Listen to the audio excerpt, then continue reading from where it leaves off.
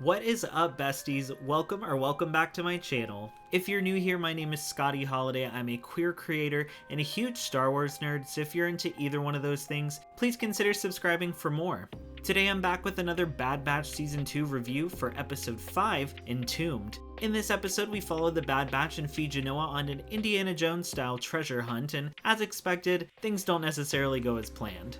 I thought this episode was really fun, and the suspense and wonder throughout made it so enjoyable to watch. It was honestly a welcome change seeing the Batch do something other than go on a mission for Sid. But before I get into my review, please make sure to like the video and leave a comment letting me know your thoughts on Episode 5. I'm putting out weekly reviews for each new Bad Batch episode as they air, so make sure you're subscribed to my channel so you don't miss out. You can check out all my Bad Batch content at the link in the cards and the description as well. Now, let's get into this review. Episode 5 starts out at a junkyard with Wrecker and Omega searching for a spare compressor, among other things, as Omega puts it. Once they arrive back at Sid's parlor, Tech and Phee look over the hall and discover an ancient compass with coordinates to the Kaldar Trinity system. Assuming the coordinates lead to treasure, Phee talks Omega and the rest of the Bad Batch into accompanying her to the planet, offering to split the reward. Once they arrive, the compass activates, leading the group to a mountain. They discover a hidden entrance, and once inside, Phee realizes they're in the entrance to Scaranal, containing the heart of the mountain. The group navigate their way through the mountain's puzzles and passages, having to fight off a large beast and getting separated for a time, until they eventually meet back up at the entrance to the vault holding the treasure. Once inside, Phee grabs the heart of the mountain, pulling it out from its place, causing the entire vault to start rumbling and shifting.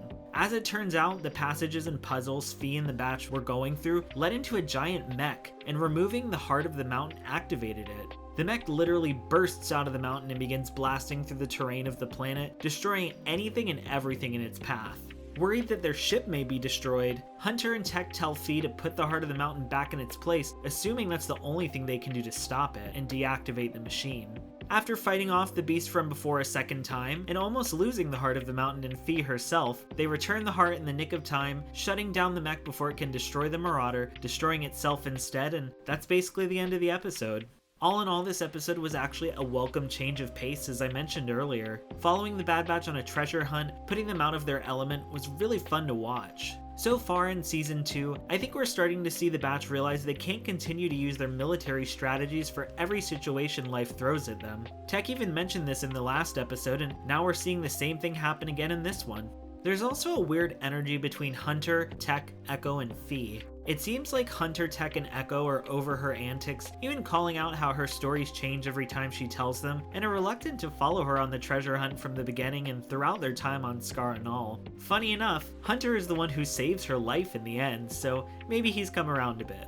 As they head back to the Marauder at the end of the episode, Phee mentions heading to a place called Vadne for an ancient chalice, and though Hunter tries to question her, he ends up just shaking his head, seeming like he's coming to terms with just being along for the ride. I don't know if the Batch are bored or if there haven't been any new missions for them lately, but I really felt like they had nothing better to do, and that's why they agreed to go in the first place. In regards to the mech itself, a lot of people are wondering if it could be of Zeffo origin. The Zeffo were an ancient species of Force wielders, first introduced in the video game Jedi Fallen Order.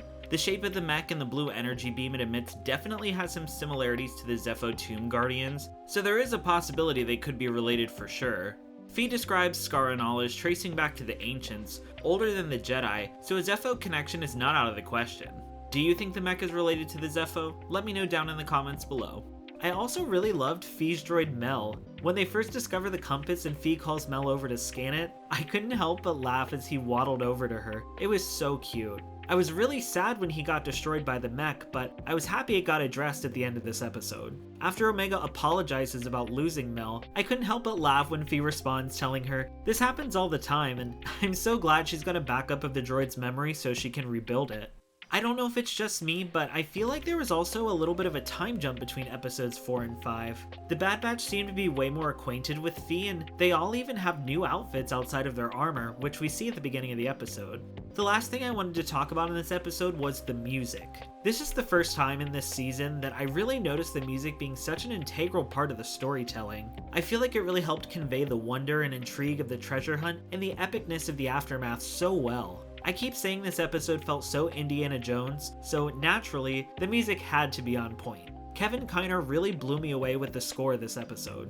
I know a ton of people are gonna say this was a filler episode, and while I don't think it gave us as much as the previous 4, we did get to spend some time and learn a little bit more about Phee Genoa, and I'm sure this wasn't the last of her we'll see this season. But what did you think of episode 5, and what do you think will happen next? Let me know down in the comments below, or hit me up on Twitter so we can chat more about it together. I'm putting out weekly reviews for each new Bad Batch Season 2 episode as they air, so make sure you're subscribed so you don't miss out. You can catch up with all my Bad Batch videos at the link in the description, and on the end screen of this video as well. Please consider checking them out and leaving a like. I really appreciate all of your support so much. To keep up with all my Star Wars content, make sure to subscribe and consider following me on Twitter, Instagram, and TikTok at ScottyHolidaySW for all my latest updates. Thank you all so much for watching as always, and may the Force be with you.